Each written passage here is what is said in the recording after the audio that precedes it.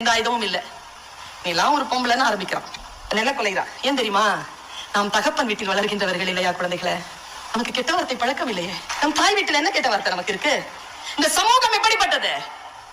சமூகம் அப்படி தாய் வீட்டு குழந்தை போலவா நம்மை பார்க்கிறது? யார் வீட்டு பிள்ளை தானே, என்ன வேண்டுமானாலும் சொல்லலாம் என்றுதானே கொடுமை செய்கிறது. என்னென்ன வார்த்தைகள் பேசுது? நம்ம திருப்பிகள், உன் தங்கச்சியா இருந்தா நீ இப்படி பேசுவியா, நீ உங்க அம்மாவா இருந்தா இப்படி பேசுவியா, என்னன்னு தானே பேசுற, நான் வேற யார் வீட்டு பொண்ணு தானே துடிக்கிறோமா இல்லையா? ஆதிபராசக்திக்கு முன்னால் துர்கா மாசுர் அவ்வளவு வார்த்தைகளை பேசும்பொழுது அவ அப்படியே அவளுக்கு அதெல்லாம் பழக்கமே இல்லைங்க. அவ மந்திரங்களை கேட்டு பயிற்சி பெற்ற சாமி. அவளுடைய ஆளுமையை குறைச்சு பேச பேச இத்தினூண்டு ஆயிட்டாங்க, இத்தினூண்டு பொண்ணாயிட்டான். ஒண்ணுமே இல்லை, ஆயுதங்கள் எதுவும் இல்லை, குழந்தை மாதிரி ஆயிட்டு இப்படியே நிக்கிறாளா.